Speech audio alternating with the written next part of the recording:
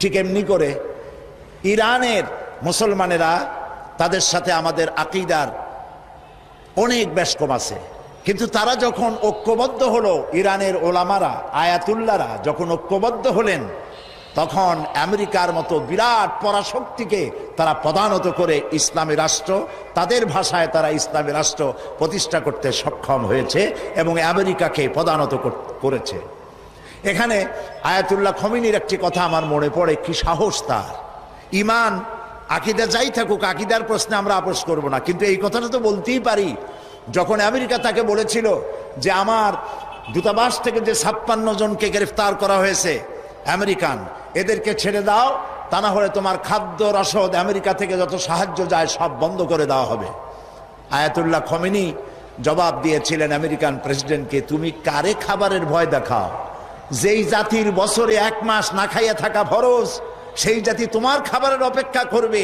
তোমার মতো কাফেরদের খাবারের কোনো পরোয়া আমরা করি না। মুসলমানেরা যখন ঐক্যবদ্ধ হয়েছিলেন, আল্লাহ তাদেরকে বিজয় দান করেছিলেন সেখানে। ঠিক এমনি করে পাকিস্তানে যখন সর্বশ্রেণীর ওলামায়ে কেরাম মুত্তাহিদায়ে আমল, মজলিস মুত্তাহিদায়ে আমল এ নাম করে যখন একটি সংগঠন কায়েম করলো, সমস্ত ফিরকার মক্তবায়ে খেয়ালে সমস্ত আলেমরা যখন ঐক্যবদ্ধ হলো, পৃথিবীকে অবাক করে দিয়ে ইসলামী শক্তি সেখানে বিজয় লাভ করলো। ঠিক অনুরূপভাবে বাংলাদেশ বিগত সরকার এইখানে অত্যাচার করেছে আলেমদের উপরে, এবং সবচাইতে বেশি দুশ্মনী করেছে তারা আলেমদের সাথে। আলেমরা ছিল তাদের জীবনের দুশ্মন। যে কবি তার কবিতার মধ্যে লিখেছে, ফজরের নামাজ যখন, ফজরের আজান যখন শুনি, মনে হয় যেন বেশ্যা তার খরিদ্দার ডাকতেছে। নাউজুবিল্লাহ। এই যে কবি, যে মুশরিক, নাস্তিক, মুরতাদ কবি যখন এই কবিতা পড়লো, লিখলো, তদানীন্তন প্রধানমন্ত্রী তাকে ডেকে নিয়ে জাতীয় প্রধান কবি হিসাবে তাকে পুরস্কৃত করলো। আর যে লোকটি হাদিস পড়ালো, 50 বছর ধরে হাদিসের ছাত্র বানালো দেশ জুড়ে, সেই শাইখুল হাদিসকে গ্রেফতার করে চোর আর ডাকাতদের মধ্যে রেখে দিল। বিনা কারণে 252টি মাদ্রাসা তারা বন্ধ করে দিল। এগুলি কি বানায় বললাম? এই মঞ্চে বসে আমি বলেছিলাম তাদের আমলে, নিশ্চয়ই আপনাদের মনে থাকার কথা, গারাঙ্গিয়া মাদ্রাসারে ভুয়া মাদ্রাসা বানাইছিল তারা। আমি বলেছিলাম গারাঙ্গিয়া মাদ্রাসা যদি ভুয়া হয়, তাহলে তুমি সরকার, তুমিও ভুয়া সরকার।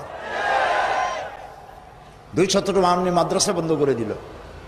এবং 1 জানুয়ারি তাদের বিদায়ের বছর, 1 জানুয়ারি থেকে নিয়ে 30 জুন পর্যন্ত পাবলিক সিকিউরিটি অ্যাক্ট, জননিরাপত্তা আইনে মাদ্রাসার ছাত্র এবং শিক্ষক আর আলেম ওলামাদের 26,000 আলেমদেরকে গ্রেফতার করে কারারুদ্ধ করে তাদের উপরে নির্যাতন করেছিল। আলেম হলো তাদের দুশ্মন, আলেমদের নাম সহ্য করতে পারে না। আর নাস্তিক, মুরতাদ যারা, বুদ্ধিজীবী নামের মুরতাদ যারা, এরা তাদের কলিজার টুকরা মাথার উপর উঠায় রাখে।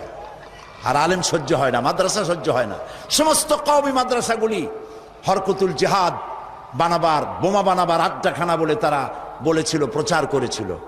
বাইতুল মোকাররমের মসজিদের ভিতরে ঢুকে মুসল্লিদেরকে পিটাইয়া মসজিদে মুসল্লিদের রক্ত দিয়ে লাল করে দিয়েছিল মসজিদকে। এগুলি বানানো কথা? এই সব অত্যাচারে অত্যাচারিত হলো দেশের জনতা, বিশেষ করে আলেম ওলামা। আমাদের মাথায় যে টুপি, এই টুপিটা কার? ফুরফুরা পীর সাহেবের টুপি? শর্ষিনার টুপি? জামাত ইসলামের টুপি? কার টুপি? নবী করিম সাল্লাল্লাহু আলাইহি সাল্লামের দেওয়া উপহার মুসলমান পুরুষদের জন্য টুপি। সেই টুপিকে কুত্তার মাথায় পরিয়ে পোস্টার ছেপে শহরে বন্দরে সর্বত্র তারা ছড়িয়েছিল। সেই যন্ত্রণা সহ্য করতে না পেরে দেশের সমস্ত ওলামায়ে কেরাম ঝুঁকি নিলেন, জীবনের ঝুঁকি নিলেন। চাকরি চলে যায় যাক, ইমান যেতে দেব না। ঐক্যবদ্ধ হয়ে গেল সারা বাংলাদেশের আলেম ওলামা, পীর বুজুর্গ, এবং ঐক্যবদ্ধ হয়ে তারা আন্দোলন শুরু করলো। আল্লাহ তাআলা ওলামাদের ঐক্যের কারণে 4 দলীয় জোটের বিশাল অভূতপূর্ব বিজয় দান করে দিলেন।